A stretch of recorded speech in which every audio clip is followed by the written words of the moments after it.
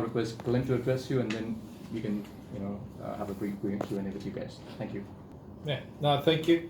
I guess I think most of you guys were at the press conference we just had before, but I think it's exciting times. I know in Australia it's been pretty tough recently with the bushfires and how it's been reported, and we're here to tell you that Australia is a huge country, and as devastating as that was, it was only a small section, and that the rest of Australia is open open for business as usual, and the bushfire affected areas are improving as well. So things are looking up. It's positive. As I said, we've got the Cricket World Cup, the Women's Cricket World Cup, which I think is brilliant. The first standalone tournament, which I think is kicking some real goals. It's got supported. I mentioned before about the Women's Big Bash and the support that received in Australia, and it's just continuing to grow this great game of ours. Young kids coming in, not only kids, but boys, but girls as well, and I think that's important. So, Australia's going well. We've got that common passion for cricket, very multicultural, the food, the nature, you name it. It's got so much to offer. And I said in the press conference before about life's about experiences, and that's what you remember. You're talking about the 85 World Cup. I'm sure you all remember your last holiday and the experience you had for that, which will last forever. And that's why we're inviting all Indians to come out to Australia, experience the cricket, experience the stadiums, experience the major cities, but experience the animals, the nature, the experiences that you'll have for a lifetime. So it's a great time to visit Australia at the moment. Weather's perfect, food's great, people brilliant. So not much more I can say. It's a beautiful, amazing country, very different to India, which has, I love coming to India. It's such a contrast to what we have back home, but obviously it's for Indians coming to Australia, it's a contrast to what they have here. So, I highly recommend it to anyone. Glenn, growing up in the bush, and now with the recent bushfires that we have seen the damage caused there, how was it for you, and was there a constant fear of what could happen? How was it around your area when you grew up? It's growing up in the country makes you pretty resilient. There's been droughts, there's been fires. It's just part of the natural landscape. I think the Aboriginals have been doing it for tens of thousands of years. So, but this year was probably worse than it's ever been, without a doubt. But Australia as a community, they really get behind each other and support. And in a crisis, they really get behind you. They're generous, very giving, and the way the community came together. We've just had good rains in the last month or so. All the fires are out.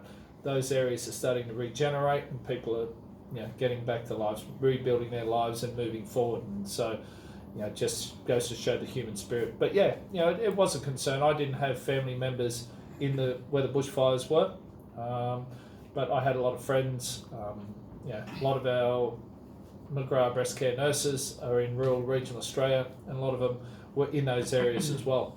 So there was concerns for those people, but like I said, as a community, Australia really come together and support each other, and now it's it's time to rebuild and get back to living life. Was it for you, the kangaroos and the koalas coming to your backyard, and was it like you grew up with them like how we grew up with cows and goats and dogs in our neighborhood? I grew up on a sheep and wheat farm where we had a lot of wildlife. My brother and I owned a property out far western New South Wales of 80,000 acres between us, and I sold my property to him. I'd go out there and I'd see thousands of kangaroos. So it's just something we grew up with, and I think as devastating as it was for people's lives,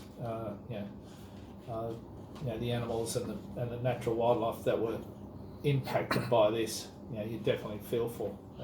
But nature's a funny thing. Mother Nature, you can't stop her. She'll continue, and now it's time to regenerate. So it's just, I grew up with animals in my backyard.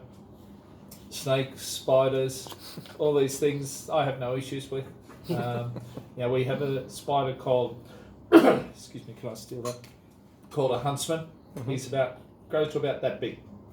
And if I have one inside, my wife and children, they scream and carry on, but I just go and pick him up, take him outside and put him in the bush. So I think got that affinity. Growing up in the bush, you have that affinity. And, Australia's a tough country. It'll bounce back, the animals will bounce back, and life will continue on. Just to add to what he said, something that I've personally learned from those guys is that during the World Cup between 1999, 2003, and 2007, every time they won the Not just cricket, like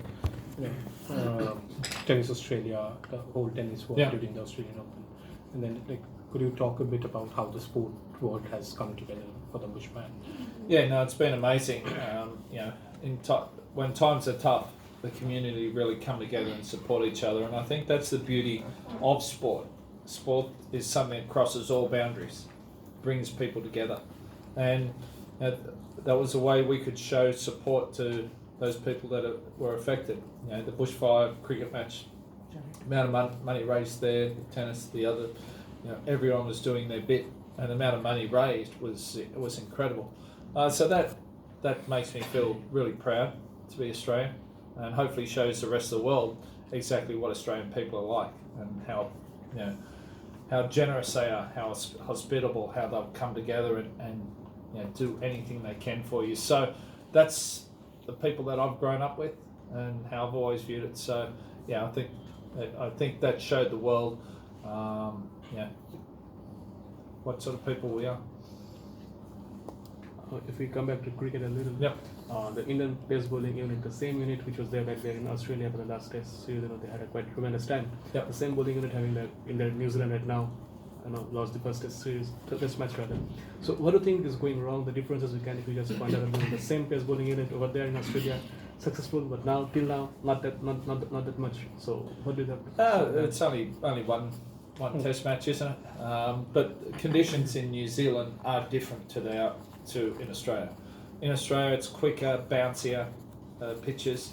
In New Zealand, it swings more, it seams a little bit more, and it's probably more like English conditions than Australian. So that first pitch, there was a fair bit of grass on the deck, and I think India lost the toss, didn't they? So that's the way it goes. You've got to bat really well, and on those pitches that are doing a bit, as a bowling unit, you have to do less. There's what we call natural variation. So you just get the ball in that same area, and the ball will react differently every one. So no two balls will be the same. So as a bowling unit, you have to do less. Just be patient. Just get the ball in the right area. But you still have to go out and score runs as well. And I think it's tough. Indian conditions, where the ball does swing occasionally, there's not a huge amount of seam movement, not a huge amount of pace, it's good batting conditions. To go to conditions that's swinging, seam movement is very foreign and very tough. So those conditions probably pretty tough for them. Trent Bolt, Tim Southey, we saw Jamison came in, and those first two very good bowlers, especially in home conditions when the ball is moving. So you've got to give credit to New Zealand. I think they bowled really well. They know their own conditions really well. And once they got that first innings lead and got a substantial lead, it was going to be hard work.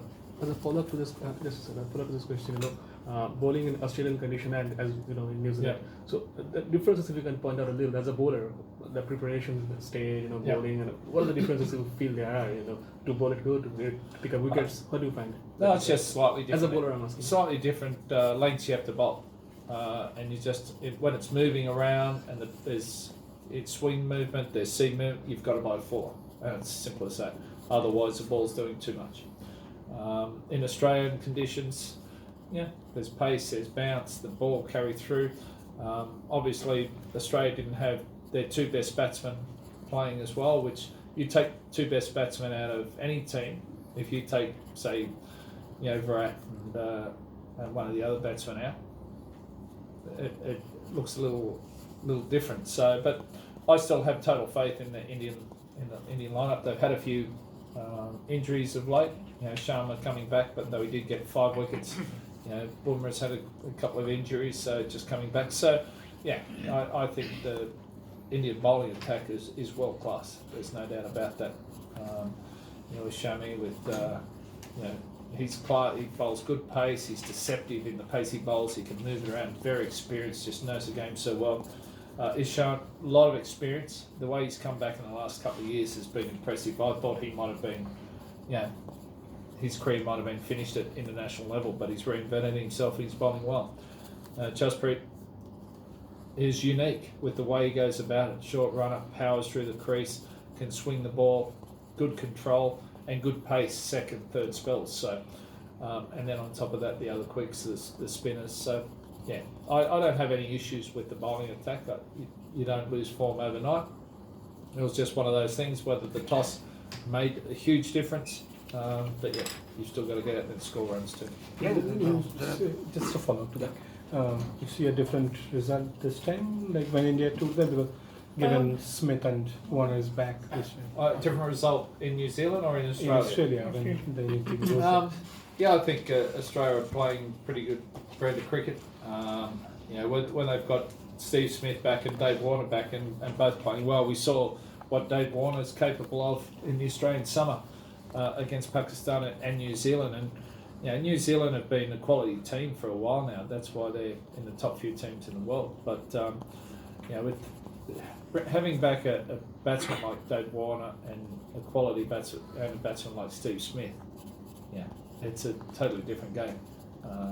It's going to be tougher for India. That's not to say they can't perform well. They've got confidence of playing in Australian conditions now. They know how to do it. They've done it. They've been successful. So there's still enough positives there. I think it's going to be a really good series this year. Glenn, there has been a lot of debate about KL Rahul being dropped. He was not picked, and because he was in great form in T20s and ODIs. Do you think, was it wrong for India to drop KL from the Test team? You've still got to be doing the business. There's no doubt about that. I think he's ranked number 2 in T20s at the moment. I'm sure he's a quality batsman. He'll bounce back.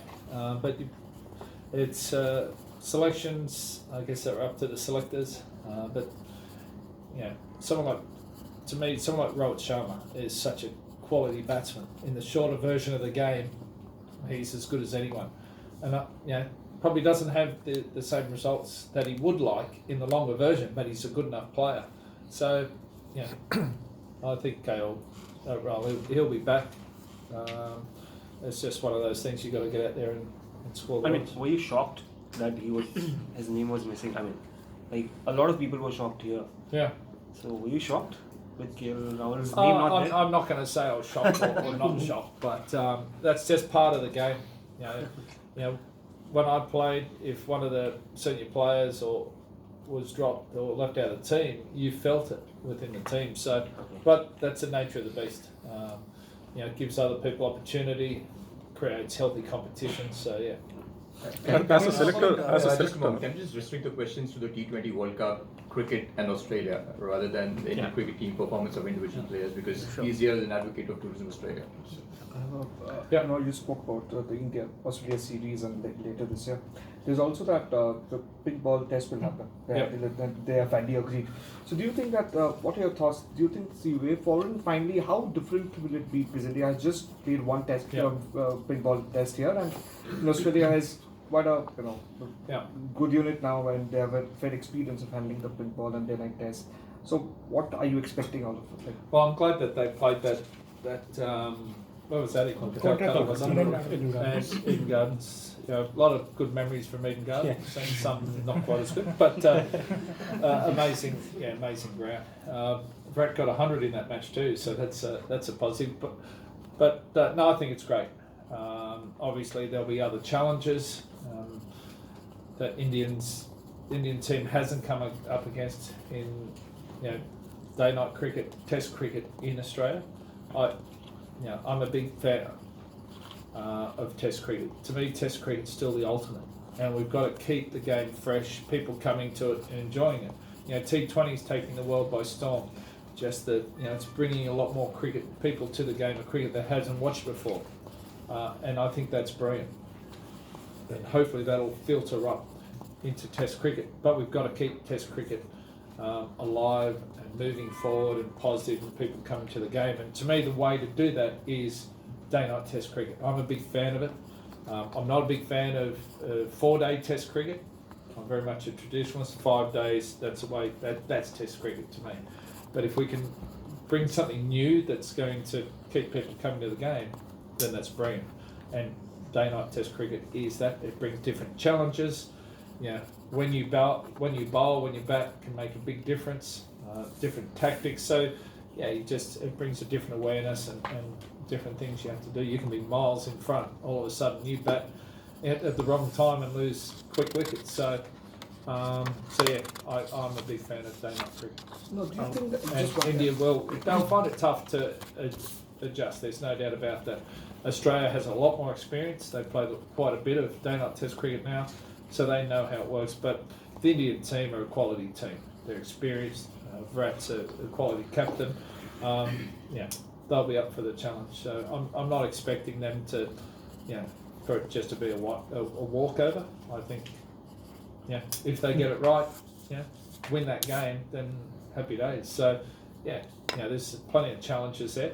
But Australia have a lot more experience in day-night Test cricket, so that's going to be in their favour, home ground advantage too. Though the crowd will probably be predominantly Indian, so they'll have plenty of support. You spoke about that, being a traditionalist and going for the 5-day cricket and all that. But at the same time, you also spoke about the day-night Test. Do you think that keeping the popularity of the game in mind, and so that it attracts to more people, do you think that the ICC should also ensure that more teams play at least one pink ball test a regular affair, so that they don't come out of the blue and then feel out of place? I think that's, obviously that's the best way to move forward. And the way to get experience is by getting out there and doing it and playing it. And, we do need to keep Test cricket the ultimate. And if young cricketers still feel that way, and to be honest, if you're successful at Test level, 9 times out of 10, you'll be pretty successful at the shorter version. Get your name up there, IPL contract. So it all works hand in hand. I'd hate to see a day when Test cricket wasn't around anymore and it was all just T20 cricket and that's it. I like the fact we've got 3 formats, and I think we need to do everything to keep them as healthy as possible. Talking about the fast bowling attack which Australia has at the moment. I mean, the same set of guys were there in the last series, and if you can describe their growth, their development over the last couple of years, and how do these two bowling attacks, the Indian bowling attack and the Australian bowling attack, the Test attacks particularly, they compare? Oh, they're both quality attacks. There's no doubt about that. You look at the Australians. I think Pat Cummins, #1 bowler in the world. He just runs in all day, never gives an inch. He's at you the whole time. Just the angle he bowls at. Josh Hazlewood, tall, hits the deck hard, gets that bounce, a little bit of way movement. Again, just gives everything. Mitchell Starc is a match winner. There's no doubt about that. But in the last few years prior, the radar wasn't right. This year, I think he's sorted something out. He changed his technique a little bit, and he's become a lot more confident that he's got the control.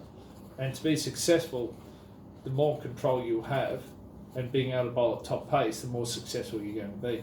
And I think that gave him a lot more confidence. So I think you'll see a more confident Mitchell Starc than what we saw when India were out last. And he's a proven match winner. So you got those 3 guys, then Nathan Lyon, plenty of young fast bowlers not far away. So bowling stock's very healthy. India, very much the same. I mentioned the bowlers before. So both quality attacks. And you can't be number one team in the world if you don't have a quality bowling attack. Both teams have the potential to be number 1 in the world. Glenn, talking about the T20 World Cup, this being the year, how do you see teams stacking up? Your top 4, and talking about India specifically, they haven't won an ICC trophy after 2013. So and they have faltered in the knockouts. So how do you see, what is the problem? Where is the problem that lies? Oh, if I can tell you what the problem is, you might win the World Cup. I'm not sure there's a problem there anyway, but yeah, no, I think I'm looking forward to it. You look at the rankings at the moment. Pakistan #1 T20 team in the world.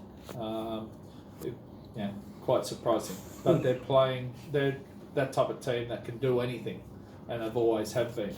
Australia #2, and then who's #3? I think New Zealand, and then India 4. Oh, England.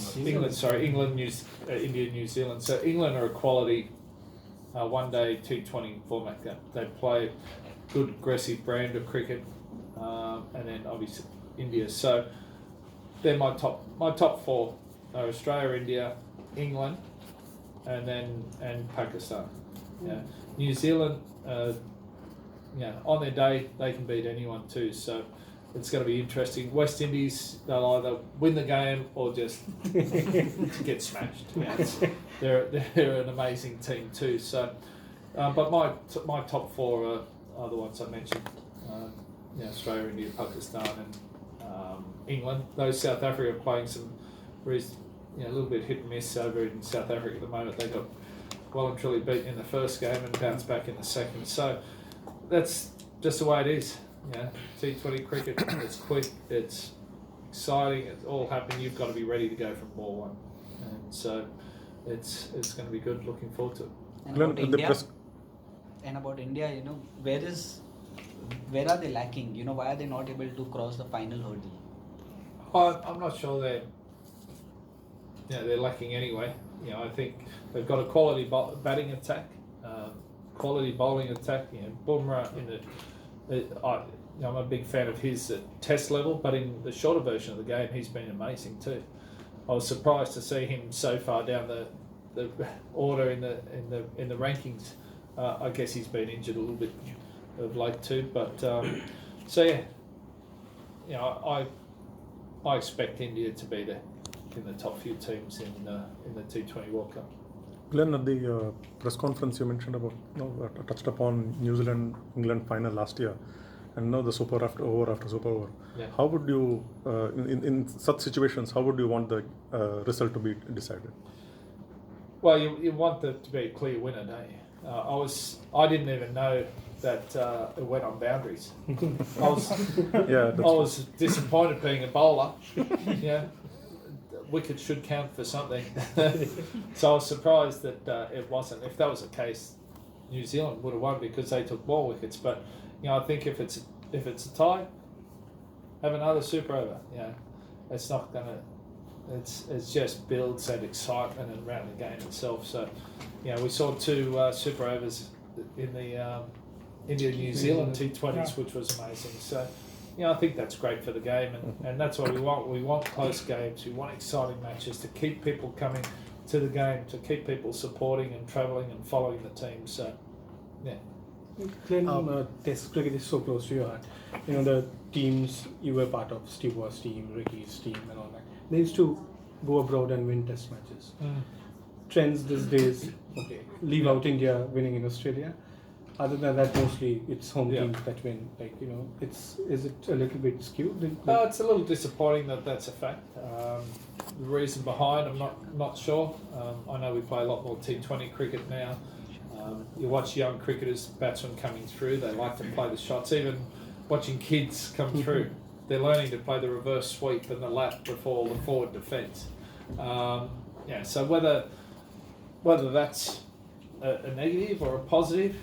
I'm not sure if that's an impact, why teams aren't playing as well abroad, but you've just got to be prepared to work hard and do it tough. Someone like Pujara. I actually like his attitude. He's the only batsman I've seen that can go out and bat all day, not score a single run and be okay with it. So pressure doesn't seem to have an impact. And that's probably being a little harsh on Chiteshwar because he's a quality batsman, there's no doubt about it. But it's that mental strength that he has that I think, you combine that with, if there's more of that mental strength out there, I think you'd see batsmen scoring more runs overseas as well. Just following up to just this, one thing. just to follow up to this question, would you say or would you agree that this Indian Test team under Virat Kohli has a lot more to prove playing overseas in Test cricket? I think they've done pretty well. There's no doubt about that. To win in Australia last time was a big thing. So that would have given them a lot more confidence. If they can bounce back in New Zealand and win this last Test match, that's all fine. But there's always pressure on the Indian team, isn't it? They've got so many followers, just the way people feel about cricket in this country, the passion, the energy, the expectation.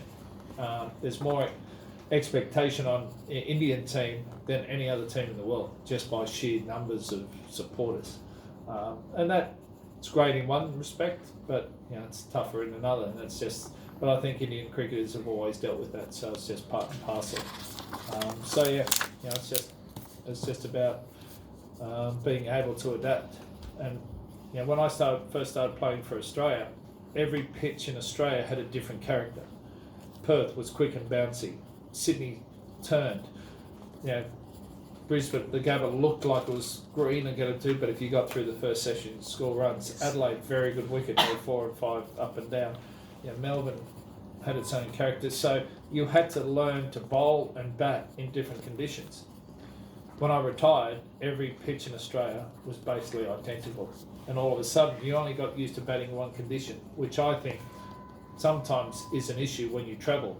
You haven't come up against different conditions, so it makes it tougher to adapt and adjust quicker. So, the pitches over here in India, I guess they're not too dissimilar around the country, but it's just about being able to adapt it. And a good player will play well in his own conditions. A great player will play well overseas.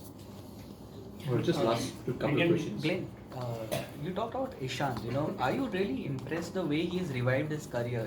From being Well, the way Ishant started, he came onto the scene, was bowling quick and aggressive and good areas and got that bounce and movement and was taking wickets.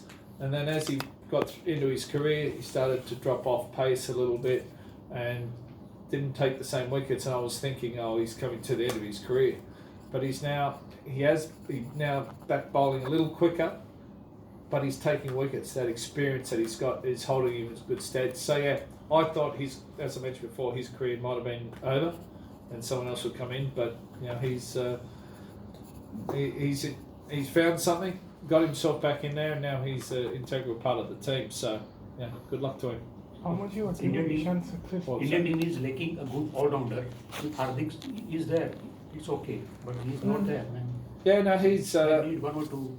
I like Hardik. The way he bowls, the way he bats, his attitude. I quite like him as a player. So, it's always handy to have a player like that. It's 2 in 1. You had Freddie Flintoff, Andrew Simons, or you had Adam Gilchrist coming in at 7.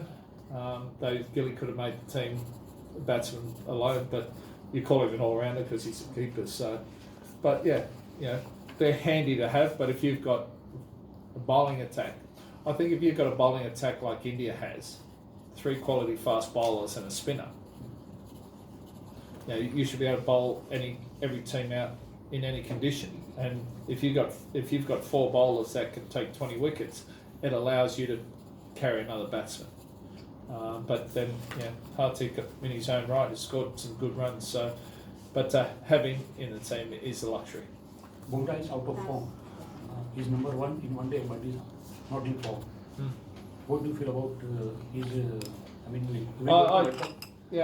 I don't have any issues with Bumrah. I know he's coming back from injury. It sometimes takes you a little while to get back in. It's the first time that he's had a sort of was out of the team and now back in. And a lot of times when you've had success, you want to come back in here. But after coming in at the start of a season or after injury, you don't come in there. You come in here, and you've got to work and build up to get to there. And it took me a few years to realise that. And so by knowing that, you give yourself time to get in. You go through your processes and you concentrate on what you're looking to do. If you think you should be up here and you're down there, that plays with your confidence. And if you lose confidence, it affects the rest of your game. So, yeah, he just needs a bit more bowling, be confident in his body, and if he's got that, it won't be long before he's back. All right. Thank you so much for your time. Glenn spends almost half your time in India. Yeah, so a year, so you get. So I'm over here at least 6 weeks a year. So India is my second home. I love it over here. My wife wants to move here. She walks around the streets and people don't know who she is. I walk around the street, it's not quite the same. So I do enjoy it here, and thank you. Cheers, gentlemen. Thanks so much. So when is your next visit to MRI? 15th of March. Okay.